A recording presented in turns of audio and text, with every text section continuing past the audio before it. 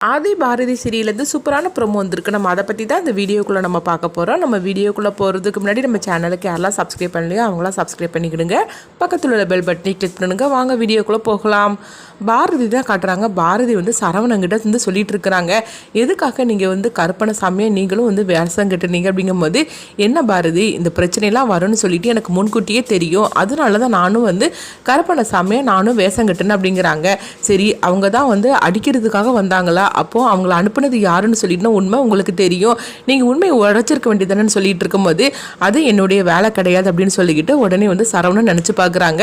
மித்ரா கிட்ட தான் போட்ட சவாலில் நம்ம அவளை பற்றின உண்மையை நம்ம சொல்லக்கூடாது, ஆனால் கண்டிப்பாக அவளாவே உண்மையை போட்டு உடைக்கணும். அது மட்டும் இல்லாமல் நம்மளுடைய வேலை ஆதியும் பாரதியும் ஒன்று சேர்த்து வைக்கணும். அதுக்காக தான் நான் அவட்ட சவால் விட்டுருக்கிறேன், அவளை மாட்டி விட்டுறதுக்காக நான் ஒன்றும் சவால் விடலை அப்படின்னு சரவணன் ஃப்ளாஷ்பேக்காக அதை நினைக்கவும், அப்போ பாரதி கிட்ட சொல்கிறாங்க, இங்க பாருங்க பாரதி, நீங்க சொல்றதெல்லாம் கரெக்டு தான், ஆனா அவளை மாட்டி விட்டுறது நம்மளுடைய வேலை கிடையாது. அது கண்டிப்பா கருப்பணசாமியே அவளாவே தன்னால மாட்டிக்கிடக்கூடிய நிலைமையை ஏற்படுத்துவார் அப்படின்னு சொல்லிட்டு இருக்கவும், இல்ல சரவணா, எனக்கு என்னமோ ரொம்ப கவலையா இருக்குது, எங்க ரெண்டு பேரையும் ஒன்று செத்து வைக்கணும்னு சொல்லிக்கிட்டு நீங்க தேவையில்லாம பிரச்சனையில மாட்டிக்கிட்டீங்களோன்னு சொல்லிக்கிட்டு எனக்கு என்னமோ பயமா இருக்குது. நான் சொல்றது கேளுங்க, இந்த பிரச்சனையிலேருந்து நீங்க விலகிருங்க. ஆதிக்கு எப்போ பழச ஞாபகத்துக்கு வருதோ அப்போ வரட்டும், அது வரைக்கும் நான் காத்துட்டு இருப்பேன் அப்படிங்கும் போது, அப்போ சரவணன் சொல்றாங்க, என்ன பாரதி இதெல்லாம் பார்த்துட்டு நான் பயந்து போயிடுவேன்னு சொல்லி நினைச்சிங்களா என்ன? இதெல்லாம் நான் தினசரியும் பார்க்கக்கூடியதான். நான் இந்த மாதிரிக்கு ஒரு நிலைமையில வந்திருக்கிறேன்னா அப்போ எவ்வளோ பிரச்சனைகளை நான் சமாளிச்சுட்டு நான் வந்திருப்பேன்.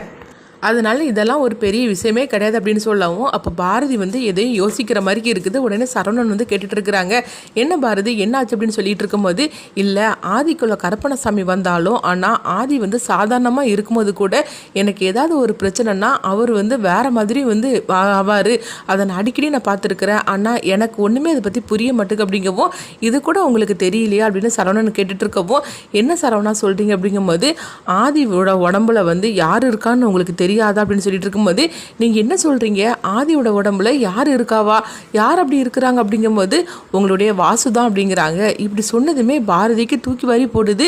என்ன சொல்கிறீங்க சரவணா அப்படிங்கும்போது, ஆமாம் உங்களுடைய வாசுதான் ஆதி உடம்புல இருக்கிறான் அப்படின்னு சொல்லும்போது, இது கெட்டதுமே உடனே பாரதி அப்படியே வாசு நினச்சி அவங்க அழ ஆரம்பிச்சிருந்தாங்க. அப்போ சரவணன் சொல்கிறாங்க, பாரதி உங்களுக்கு ஒரு பிரச்சனைன்னு சொன்னாக்கி உடனே முன்னாடி ஏதோ ஒரு ரூபத்தில் ஆதி நிற்பார, அது எப்படி தன்னால் வருவாரா என்ன, இல்லை வர வைக்கிறது, இது எல்லா பிரச்சனைக்கு காரணம் வாசு தான். உங்களுக்கு ஒரு பிரச்சனைன்னு சொன்னாக்கி ஆளாக நிற்கிறது வாசு தான், அதுவும் ஆதியால் நிற்கிறது, இது உங்களுக்கு கண்டிப்பாக ஒரு நாள் தெரியும் அப்படின்னு சொல்லவும், அப்போ பாரதிக்கு ஒன்றுமே புரிய மாட்டேங்குது. நீங்கள் என்ன சொல்கிறீங்கன்னு எனக்கு தெரியல சரவணா அப்படிங்கும்போது, கூடிய சீக்கிரத்திலே அது உங்களுக்கு தெரியும், அதை நீங்கள் உணருவீங்க அப்படின்னு சொல்லவும், நீங்கள் அதை பற்றிலாம் யோசனை பண்ணிகிட்டு இருக்காதீங்க, நீங்கள் இதை பற்றிலாம் யோசனை பண்ணாமல் போங்க, சந்தோஷமாக உங்கள் குழந்தைங்களோடையும் ஆதியோடையும் சந்தோஷமாக இருங்க போங்க அப்படின்னு சொல்லவும், பாரதி உடனே வாசு நினச்சிக்கிட்டே வராங்க.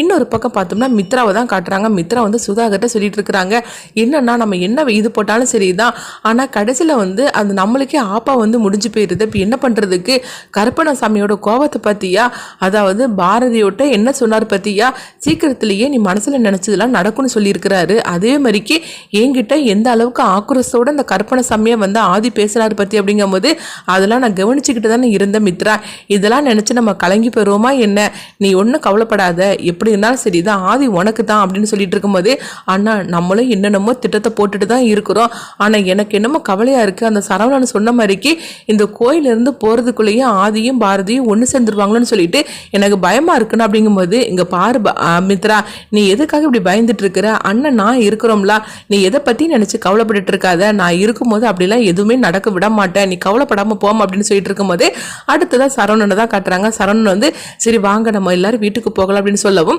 உடனே எல்லாருமே வீட்டுக்கு வராங்க. அப்போ அங்கே ஒரு ஊஞ்சல் இருக்குது. உடனே ஆதிக்கிட்ட சொல்லிட்டு இருக்கிறாங்க, அப்பா அப்பா நானும் அக்காவும் ஊஞ்சல் உட்காரதான்ப்பா, எங்களை ஆட்டி விடுவீங்களான்னு சொல்லி கேட்டுட்டு இருக்கவும், அதனால என்ன படவா வா, நான் ஒன்று ஊஞ்சல் உட்கார வைக்கிறேன் அப்படின்னு சொல்லிக்கிட்டு உடனே ஆதித்யாவையும் தமிழையும் ஊஞ்சல் உட்கார வைக்கிறாங்க. அப்போ அங்கே பாரதி, சரவணன், மித்ரா, சுதாகர்னு எல்லாருமே அங்கே இருக்கவும், அப்போ பாரதியோட பாட்டியும் அதை பார்த்துட்டு சந்தோஷப்பட்டுட்டு இருக்கிறாங்க. அப்போ தமிழையும் ஆதித்யாவையும் ஊஞ்சல் உட்கார வச்சுட்டு ஆதி வந்து ஊஞ்சலை ஆட்டி விட்டுட்டு இருக்கும்போது அப்போ அவங்க 2 பேரும் சந்தோஷப்பட்டு இருக்கோம். மித்ரா வந்து சொல்லிட்டு இருக்கிறாங்க, என்னமோ பாரு எவ்வளோ சந்தோஷத்தோடு இருந்துக்கிட்டு இந்த மாதிரி அவர் பண்ணிட்டு இருக்கிறாருன்னு. தான் பெத்த குழந்தைங்கன்னு தெரியாமையே இந்த அளவுக்கு ஆதி வந்து அந்த குழந்தைங்க மேலே இவ்வளோ பாசமாக இருக்காருன்னா அப்போ தன்னுடைய குழந்தைங்கன்னு தெரிய வரும்போது அவர் எந்த அளவுக்கு பாசமாக இருப்பார் அப்படின்னு மித்ரா வந்து சுதாகர்கிட்ட சொல்லவும் இதை பார்க்கறதுக்கே எனக்கே எரிச்சலாதாமா இருக்குது. ஆனால் வேறு என்ன பண்ணுறதுக்கு, இதெல்லாம் பார்க்கணும்னு சொல்லிக்கிட்டு நம்மளுக்கு தலை எழுத்து அப்படின்னு சொல்லிட்டு இருக்கவும் அடுத்ததாக பார்த்தோம்னா ஆதித்யா வந்து சொல்கிறாங்க, அப்பாப்பா நீங்களும் ஊஞ்சல வாங்கப்பா அப்படின்னு சொல்லும் போது இல்லைடா நான் வந்து உங்களை வந்து ஆட்டி விட்டுட்டு இருக்கிறேன் அப்படிங்கும்போது அப்போ பாரதியோட பாட்டி சொல்கிறாங்க, இல்லை அதுதான் வந்து ஆதித்யா ஆசைப்படுறாம்ல, நீ போ நான் வந்து ஊஞ்சல் ஆட்டுறேன் அப்படின்னு சொல்லவும் இதை பார்த்துட்டு சரவணனும் பாரதி சந்தோஷப்பட்டு இருக்கவும் மித்ராவும் சுதாகரும் வழக்கம் போல் அவங்க எரிச்சலோடு இருந்துட்டு இருக்கிறாங்க. அடுத்து பார்த்தோம்னா ஆதித்யா தமிழ் இவங்க 3 பேரும் ஊஞ்சல் ஆடிட்டு இருக்கும்போது அம்மா நீங்களும் வாங்கம்மா அப்படின்னு சொல்லவும் உடனே பாரதி இல்லை நான் வரல அப்படிங்கும்போது அம்மா வாங்கம்மா அப்படின்னு தமிழும் அவங்க ஆதித்யாவும் கூப்பிடவும் அடுத்தது ஆதியும் கூப்பிடுறாங்க. இதை பார்த்துட்டு மித்ரா வந்து சொல்கிறாங்க, அந்த குழந்தைங்க தான் கூப்பிட்றாங்கன்னா அவரு பாருங்கன்னா பாரதியை கூப்பிட்டுட்டு இருக்காரு அப்படிங்கவும் அடுத்து சரவணன் சொல்கிறாங்க, பாரதி நீங்களும் போங்க அப்படிங்கவும் உடனே பாரதி சந்தோஷத்தோடு அவங்க ஊஞ்சலை போய் உட்காரவும் அப்போ அவங்க 4 பேருமே ஜோடியாக உட்காந்துருக்குறாங்க. இதை பார்த்துட்டு வந்து எரிச்சலோடு இருந்துட்டு இருக்கிறாங்க மித்ரா. அப்போ பார்க்கும்போது ஒரு 2 லேடிங்க வராங்க.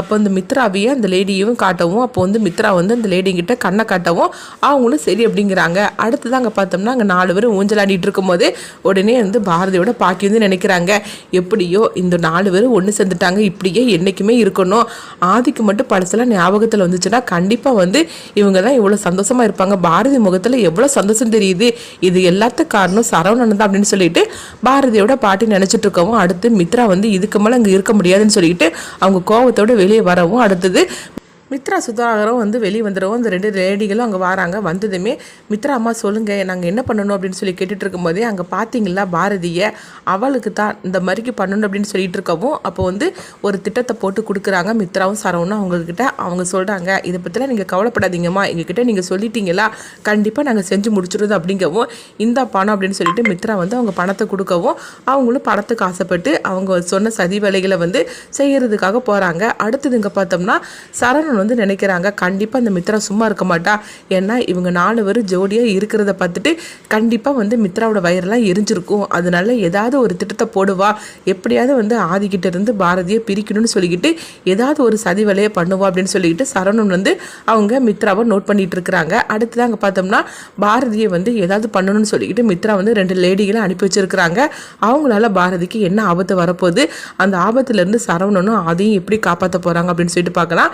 அடுத்தது அங்கே பார்த்தோம்னா வந்து ஆதித்யா வந்து ஆதிக்கிட்ட சொல்லிட்டு இருக்கிறாங்க, அப்பா எனக்கு எவ்வளோ சந்தோஷமாக இருக்குது தெரியுமா அப்படின்னு சொல்லிட்டு இருக்கும்போது இங்கே பாரு ஆதித்யா உனக்கு என்ன வேணுமோ நீ அப்பா கிட்ட கேளு அப்படின்னு சொல்லிட்டு இருக்கவும் உடனே வந்து தமிழ் வந்து அவங்க பாரதி கிட்ட சொல்லிட்டு இருக்கிறாங்க, அம்மா நம்ம அப்பா வந்து எந்த அளவுக்கு நம்ம கூட வந்து சந்தோஷமாக இருக்காரு பார்த்தீங்களாம்மா, இப்படியே அவர் என்றைக்குமே இருக்கணுமா அப்படின்னு சொல்லிட்டு இருக்கும்போது உடனே வந்து பாரதி வந்து நினைக்கிறாங்க, அவர் மட்டும் இல்லை அவர் உடம்புக்குள்ளே வாசும் இருக்கிறாங்க அப்படின்னு சொல்லிக்கிட்டு அவங்க பாரதி வந்து ஆதி அப்படியே பார்த்துட்டு இருக்கவும் உடனே அங்கே பாட்டி வராங்க, என்னாச்சு பாரதி ஆதி அப்படி பார்த்துக்கிட்டு இருக்கிற வச்சக்கண்ணு வாங்காமல் அப்படின்னு சொல்லிட்டு இருக்கும்போது ஒன்றும் இல்லை பாட்டி அப்படின்னு சொல்லிட்டு அவங்க போகவும் உடனே பாரதியோட பாட்டி வந்து சொல்லிட்டு இருக்கிறாங்க, பாரதியோட மனசு ஃபுல்லாகவே ஆதி வந்து இறங்கிட்டான், கண்டிப்பாக நம்மளு பாரதி எந்த சூழ்நிலையும் ஆதியை விட்டு கொடுக்க மாட்டா அப்படின்னு சொல்லிட்டு நினைக்கவும் அடுத்ததான் என்ன நடக்க போகுதுன்னு சொல்லி பார்க்க